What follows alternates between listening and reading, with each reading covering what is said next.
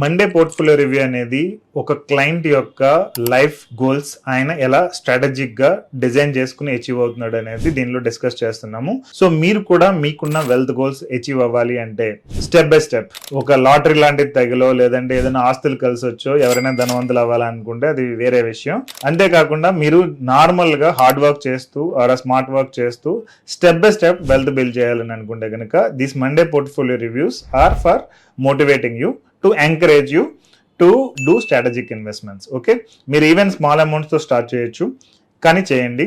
Even ₹1000 SIP అయినా పర్లేదు, ₹1000 recurring deposit అయినా పర్లేదు, స్టార్ట్. ఎందుకంటే మనకి వెల్త్ బిల్డ్ చేయడానికి ఇంపార్టెంట్ ఏంటంటే ఫైనాన్షియల్ హ్యాబిట్స్.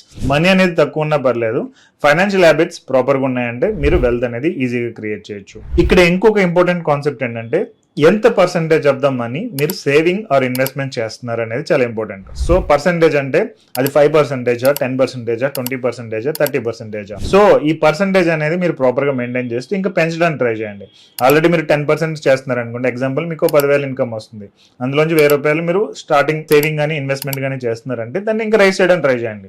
అదే ₹1,00,000 వస్తుంటే 10,000 మీరు సేవింగ్ ఆర్ ఇన్వెస్ట్మెంట్ చేయాలి. Start it. అది నేను ఇంకా శాలరీ పెరిగిన తర్వాత చేస్తాను, లేదంటే వేరే ఏదో వెల్త్ క్రియేట్ అయిన తర్వాత చేస్తాను, బోనస్ వచ్చిన తర్వాత చేస్తాను, లేదంటే కంపెనీ షిఫ్ట్ అయిన తర్వాత చేస్తాను, ఈ కైండ్ ఆఫ్ డిలే అనేది చేయొద్దు. మీకున్న రేంజ్ లో మీరు స్టార్ట్ చేయండి. అది 5% అయినా, 10% అయినా, 20% అయినా స్లోగా దాన్ని ఎవ్రీ 3 months కి 6 months కి పెంచుకోవడానికి ట్రై చేయండి. మండే పోర్ట్ఫోలియో రివ్యూలో 18.10 lakhs అనేది 24.7 lakhs ఎలా అయిందని చూద్దాం. 6.59 lakhs ప్రాఫిట్ వచ్చింది అండ్ రిటర్న్ చూసుకుంటే 17.26. కొంతమంది కామెంట్ చేస్తున్నారు ఏంటంటే మీరు ఎప్పుడు కూడా రిచ్ పీపుల్ ప్రొఫైల్స్ చూపిస్తున్నారు, లో ఇన్కమ్ ఉండే వాళ్ళు ఎవరిది చూపించట్లేదని చెప్తున్నారు. సో మీరు క్లియర్గా అబ్జర్వ్ చేస్తే కనుక నేను ఇప్పుడు వరకు చూపించిన ప్రతి ప్రొఫైల్ కూడా లెస్ దాన్ 1 crore ఉన్నది.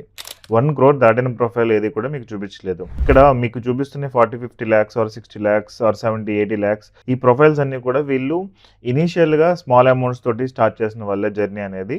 కానీ వాళ్ళకి investments with planning, with strategy, with financial consultant ఎలా ఉంటుంది అనేది అర్థమైంది కాబట్టి వాళ్ళందరూ ఇన్వెస్ట్మెంట్స్ అనేది బాగా పెంచుకుని వెల్త్ క్రియేషన్కి బాగా సీరియస్గా స్ట్రాటజిక్గా ప్లాన్ చేస్తున్నారు.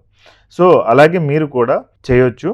మేబీ మీకు ఇనిషియల్గా తక్కువ అమౌంట్ ఉండొచ్చు, బట్ ఒకసారి మీరు ఈ సిస్టంలో ఉన్నారు అంటే మీ ఇన్వెస్ట్మెంట్స్ అనేవి బాగా పెరుగుతూ ఉంటాయి. సో ఈవెన్ ఈ రోజు చూపిస్తున్న మీకు క్లయింట్ అప్రాక్సిమేట్ ₹50,000 ఇన్వెస్ట్మెంట్ చేస్తున్నారు. సో ఇనిషియల్గా ఆయన చేసింది చాలా తక్కువ, బట్ లేటర్ ఆన్ అది బాగా పెరిగింది.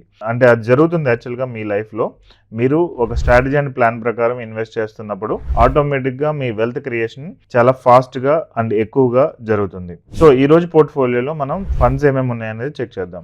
సో ద ఫస్ట్ ఫండ్ వచ్చేటప్పటికి Aditya Birla Sun Life Digital India Fund. ఇది ఐటీ సెక్టర్లో ఉండే ఫండ్ మనం చూడొచ్చు. 2023 నుంచి క్లయింట్ ఇన్వెస్ట్ చేస్తూ వచ్చారు. 44,000, ఇక్కడ ₹56,000 అయింది అండ్ 12.06 రిటర్న్స్. సో ఇది నెగిటివ్లోనే ఉన్నాయి. ఇప్పుడు కూడా ప్రజెంట్ టెక్ సెక్టర్ అంతా కూడా నెగిటివ్లోనే ఉంటుంది. అంటే మనం లాంగ్ టర్మ్కి ఇన్వెస్ట్ చేయాలనుకున్నప్పుడు అంటే మేము ఎక్స్పెక్ట్ చేస్తుంది ఏంటంటే ఇంకో 3 to 5 yearsలో ఈ టెక్ సెక్టర్లో ఇన్వెస్ట్ చేసిన వాళ్ళందరూ మనీ కూడా చాలా బాగా గ్రో అవడానికి స్కోప్ ఉంది. సో ఈవెన్ నా మనీ కూడా నేను టెక్ సెక్టర్లో ఎక్కువ పెట్టాను, ఎందుకంటే ఇది best time for investing, not for withdrawal. Okay, next access focused fund regular plan. ఇది మీరు చూడొచ్చు. ₹5,000 ఇన్వెస్ట్మెంట్ 2021 నుంచి క్లైంట్ చేస్తూ వచ్చారు డిసిప్లైన్డ్గా. సో 2023లో ఆపేయడం జరిగింది. 1,24,000 అలా ఇప్పుడు ప్రజెంట్ 1,68,000 అనేది ఉంది. సో ఇన్వెస్ట్మెంట్స్ అంటే మనం కంటిన్యూస్గా చేయాల్సిన అవసరం లేదు. ఇన్ కేస్ మీకు ఏదైనా ప్రాబ్లం వచ్చి ఆపాలి అంటే ఆపుకునే ఫెసిలిటీ కూడా ఉంటుంది. బట్ విత్డ్రా చేయకుండా ఉంచితే మీకు వెల్త్ క్రియేషన్కి ఆ మనీనే హెల్ప్ చేస్తుంది. సో ఇక్కడ మీరు చూసుకుంటే 11.42% అనేది రిటర్న్ ఉంది. సో ₹43,000 అనేది ఇక్కడ total profit. Next Canara Robeco large and mid cap fund. ఇది కూడా 2023 నుంచి స్టార్ట్ అయింది. సో ₹7,000 ఇన్వెస్ట్మెంట్స్ వల్ల 1.59 lakh 2,03,000 అయింది అండ్ 40,000 ప్రాఫిట్ అనేది ఇక్కడ చూడొచ్చు. 19.4% రిటర్న్. సో ఈ రిటర్న్ అనేది బాగుంది. Next Franklin India opportunities fund. ఇది కూడా ₹5,000 ఇన్వెస్ట్మెంట్ అనేది క్లైంట్ చేస్తూ వచ్చారు. సో మీరు ఇక్కడ అబ్జర్వ్ చేయండి, 2021 నుంచి ఎక్కడ కూడా ఆపలేదు. సో కంటిన్యూస్గా ఇన్వెస్ట్ చేసుకుంటూ వచ్చారు. సో 1.84 lakhs 3.22 lakhs అయింది అండ్ 1.34 lakh ప్రాఫిట్ వచ్చింది. 28% రిటర్న్ అనేది. సేమ్ మిడ్ క్యాప్ ఫండ్ అనేది రీసెంట్గా లైక్ 3 months చేసి ఆపేయడం జరిగింది. అండ్ ఇంకా డిఫరెంట్ అదర్ ఫండ్స్లో కూడా క్లయింట్స్ ఇన్వెస్ట్ చేశారు. ICC Prudential technology fund. ఇది కూడా ఐటీ రిలేటెడ్ సెక్టర్ ఫండ్. అది స్టార్టింగ్లో చెప్పుకున్నట్టు 85,000 1,07,000 అయింది. ఇప్పుడు present IT sector is not doing good. So ఇది right time to investment. Next transportation and logistics fund ICICI, ఇది కూడా 2023లో స్టార్ట్ చేశారు. 1,12,000, 1,62,000 అయింది. 44,000 ప్రాఫిట్ చూసుకోవచ్చు. 28% ఇక్కడ రిటర్న్ ఉంది. సో ఈ ఫండ్స్ అన్ని కూడా సేమ్ వేలో ఫ్లెక్సీ క్యాప్ ఇంకోటి ఇవ్వడం జరిగింది. ఇలా డిఫరెంట్ ఫండ్స్ అన్ని కలిపి ఫైనల్గా మనం చూసుకుంటే overall investment 18.10 lakhs, present 24 lakhs అయ్యింది. 6.39 lakhs ప్రాఫిట్ వచ్చింది. సో టోటల్ గెయిన్ వచ్చేటప్పటికి మనం ఇక్కడ చూడొచ్చు. Okay, next live SIP values చూద్దాం. ఇక్కడ టోటల్ ఇప్పుడు 8 ఫండ్స్ అనేవి క్లయింట్కి రన్ అవుతూ ఉన్నాయి. పరాగ్ ఫ్లెక్సీ క్యాప్లో ఎక్కువ ఎస్ఐపి అనేది మనం చూడొచ్చు. అండ్ రిమైనింగ్ అన్ని కూడా యావరేజ్గా అడ్జస్ట్ చేసుకుంటే అప్రాక్సిమేట్ 50,000 రూపాయల ఇన్వెస్ట్మెంట్ అనేది జరుగుతుంది. ఇది కొంచెం high risk and high reward వచ్చే పోర్ట్ఫోలియో. కొంచెం రిస్క్ సెగ్మెంట్లోనే అన్నీ ఉన్నాయి, ఎందుకంటే థెమాటిక్లోకి వెళ్ళడం అనేది అంత సేఫ్ కాదు. బట్ లాంగ్ టర్మ్లో ఈ పోర్ట్ఫోలియో అనేది చాలా బాగా పెర్ఫామ్ చేస్తుంది. Okay, so 7 to 10 years time పెట్టుకుంటే కనుక this is the best. So దీనిలో సేఫెస్ట్ ఆప్షన్స్ అనేవి చాలా తక్కువ ఉన్నాయి. Only Canara Robeco large and mid cap fund అనేది మాత్రం సేఫెస్ట్ అనుకోవచ్చు. మిగిలిన అన్ని కూడా కొంచెం హై రిస్క్ తో కూడుకున్న funds. Okay, but long term లో ఇవన్నీ కూడా వెల్త్ బిల్డింగ్ కి చాలా హెల్ప్ అవుతాయి. నెక్స్ట్ సబ్ నేచర్ వైజ్ మనం చూసుకుంటే కనుక లార్జ్ అండ్ మిడ్ క్యాప్ లో చాలా తక్కువ పర్సెంటేజ్, ఓన్లీ 10% ఉంది. మిడ్ క్యాప్ లో అండ్ వాల్యూలో కాంట్రా ఇవి కూడా చాలా మైనర్ పర్సెంటేజ్ అని ఉన్నాయి. ఎక్కువ సెక్టోరియల్లోకి వెళ్ళింది అండ్ స్మాల్ క్యాప్ లో కూడా ఎక్కువ పెట్టాం. థెమాటిక్ కూడా ఎక్కువ పెట్టాం. So sectorial, small cap and thematic కూడా high risk and high reward category ఉండే పోర్ట్ఫోలియోస్ అన్నట్టు.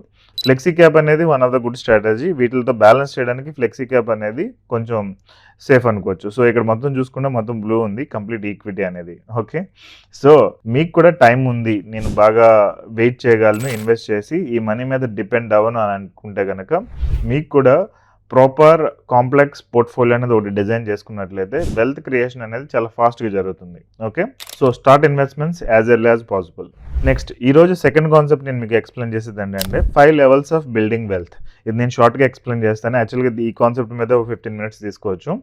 సో దీనిలో వచ్చేటప్పటికి ఫస్ట్ థింగ్ స్టెబిలిటీ, అంటే మన అవసరాలు తీరుతున్నాయా లేదా అనేది మనం చెక్ చేసుకోవడం స్టెబిలిటీ ఫేజ్లోకి వస్తుంది. ఓకే, నెక్స్ట్ స్టేజ్ 2 వచ్చేటప్పటికి స్ట్రాటజీ వస్తుంది.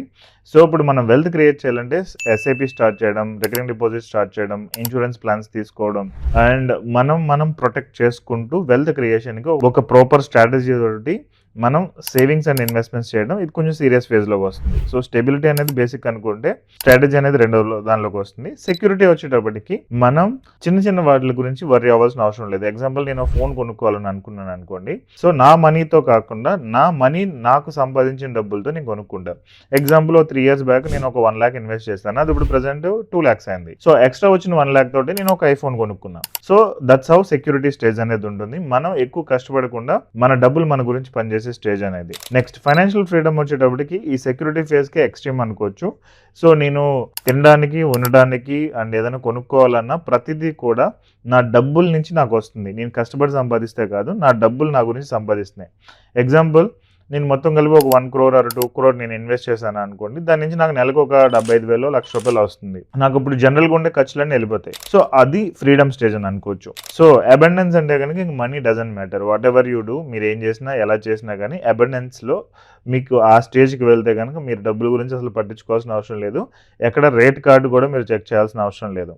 సో ఈ స్టేజెస్ అన్ని క్రాస్ చేయడానికి యూజువల్గా నేను అబ్జర్వ్ చేసింది ఏంటంటే, ప్రాపర్ స్ట్రాటజీ, ప్లానింగ్ అండ్ సీరియస్నెస్తో వర్క్ చేస్తే మినిమం 10 years టైం పడుతుంది. అండ్ కొంచెం టైం ఇచ్చుకుంటే కనుక 15 yearsలో కూడా టార్గెట్ చేయొచ్చు. బట్ దీనికి డిసిప్లిన్ అనేది ఉండాలి. సో నేను ఆల్రెడీ ఈ మొత్తం స్ట్రాటజీస్ డిజైన్ చేసి ఒక ప్రోగ్రామ్ అనేది డిజైన్ చేశాను. సో మీరు దానిలో పార్ట్ అవ్వాలని అనుకుంటే ఈ డిస్క్రిప్షన్లో దాని రిలేటెడ్ లింక్ ఉంది. లేదంటే మా కస్టమర్ కేర్ని కాంటాక్ట్ అయినా కానీ మీకు దాని రిలేటెడ్ అప్డేట్ ఇస్తారు. So check it. Thank you so much for watching this total video. And మీరేమనుకుంటున్నారు ఈ పోర్ట్ఫోలియో గురించి, మీ కామెంట్స్ ఆర్ ఫీడ్బ్యాక్ అనేది ఇక్కడ మెన్షన్ చేయండి.